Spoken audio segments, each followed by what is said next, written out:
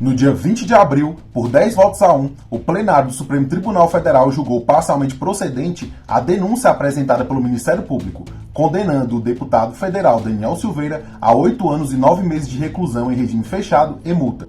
Como efeitos da condenação, também foram imputadas as penalidades de perda do mandato e suspensão dos direitos políticos do condenado.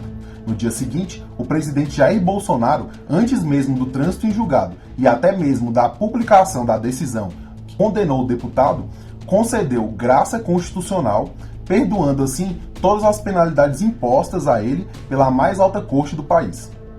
De acordo com a denúncia, o condenado teria cometido os crimes de coação no curso do processo por 3 vezes e também o crime de tentar abolir o Estado Democrático de Direito ou restringir o exercício de um dos poderes através de violência ou grave ameaça por 2 vezes. Nos termos do artigo 84, inciso 12 da Constituição Federal, cabe privativamente ao presidente da República conceder indulto. Portanto, a graça ou indulto individual concedido pelo presidente Jair Bolsonaro ao seu aliado está assim prevista na Constituição. O presidente Jair Bolsonaro teria agido dentro das 4 linhas.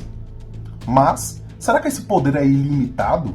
O presidente pode perdoar a pena de quem ele quiser? Por exemplo, se um dos filhos dele fosse condenado, ele poderia perdoar essa pena? É essa a discussão que vem sendo feita durante toda a semana.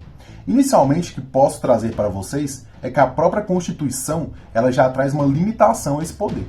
Então, não é algo que é 100% discricionário. O presidente não pode fazer o perdão de quem ele quer. Por exemplo, se alguém foi condenado pelos crimes de tráfico de drogas, terrorismo ou um crime hediondo, ele não pode ser perdoado pelo presidente da República. Além dessas limitações explícitas, que inclui também o crime de tortura, existem também limitações implícitas na Constituição. Isso porque os atos administrativos, para que sejam válidos, eles devem obedecer a alguns princípios previstos no artigo 37 da Constituição Federal. Dentre eles estão os princípios da moralidade e o princípio da impessoalidade. Portanto, o ato do presidente da República, ele pode sim ser analisado pelo Poder Judiciário. Não é porque é discricionário que é absoluto. De acordo com o grande jurista argentino Zaffaroni, juiz da Corte Interamericana de Direitos Humanos, é possível também que o Judiciário anule, em caso extremo, um indulto presidencial, caso o presidente tenha o concedido para tentar facilitar a quebra da ordem constitucional. O presidente da República deve obediência à Constituição, pois a mesma Constituição que deu o poder a ele também cobra que ele haja e tome as decisões dentro das regras por ela estabelecidas. Além disso, já é entendimento consolidado que o indulto ele não exclui o crime, ou seja, ele apenas ataca a punibilidade. O crime continua existindo.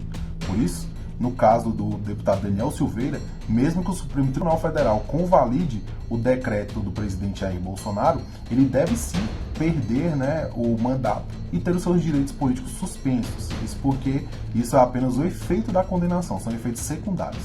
Então o decreto incide apenas sobre os efeitos primários dessa condenação. Existe também uma grande discussão em relação ao marco temporal do decreto concedido pelo presidente Bolsonaro. O deputado Daniel Silveira, ele ainda é tecnicamente inocente, porque o processo dele não transitou em julgado, não houve finalização. E a pena pode sim ser alterada, porque ainda cabe recurso da acusação. E se o Ministério Público recorrer, a pena imposta pode piorar. Então, existe até um precedente do Supremo Tribunal Federal que fala que é possível que exista a concessão do indulto antes do trânsito em julgado do processo. Agora, não é lógico, do ponto de vista processual, que antes do processo finalizar para a acusação, que pode pedir a pior da situação do réu, haja um perdão, porque estaria sendo concedido um perdão ali parcial se a situação piorar ao final. Uma outra questão que também deve ser discutida pelo Poder Judiciário é em relação ao texto do decreto em si. Isso porque o presidente da República não limitou-se a simplesmente conceder o perdão da pena. Ele também resolveu adentrar ao mérito da decisão, fazendo a sua própria interpretação da Constituição, posicionando-se acima da mais alta corte do país, o que não cabe. O que nos resta agora é aguardar o posicionamento do Supremo Tribunal Federal em relação a todas essas questões. É a Corte quem vai trazer essas definições e sanar todas essas dúvidas que nós temos em relação a esse caso, para pôr até um ponto final em relação a isso.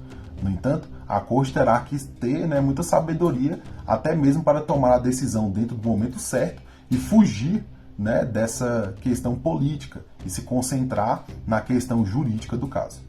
Do ponto de vista político, só o tempo revelará se o presidente da República adotou a estratégia correta ao defender com unhas e dentes esse deputado. Isso porque o presidente alega em todos os locais, né, em todas as entrevistas e coletivas, assim como seus ministros também, que não existe nenhum tipo de atrito em relação aos poderes, já que ele simplesmente está fazendo cumprir, né, o seu papel constitucional, um ato privativo, então agindo dentro da legalidade. Enquanto isso, ao invés de tentar acalmar os ânimos, o deputado que está sendo agraciado com a medida, ele debocha da justiça, constrangendo o judiciário e também o presidente da República, ao deixar de utilizar a tornozeleira eletrônica que foi imposta, né, por medida do Supremo Tribunal Federal. Ele anda nos corredores da Câmara dos Deputados fazendo piada em relação aos juízes, como se a justiça não fosse alcançá-lo. Mas o que esperar de alguém que, quando era cobrador de ônibus, esteve envolvido em fraude relacionada a atestados médicos? E também, quando foi policial militar do Rio de Janeiro, foi preso diversas vezes pela corporação? E agora, por último, a parte da denúncia do Ministério Público, condenado pelo Supremo Tribunal Federal. Não me parece alguém de boa índole.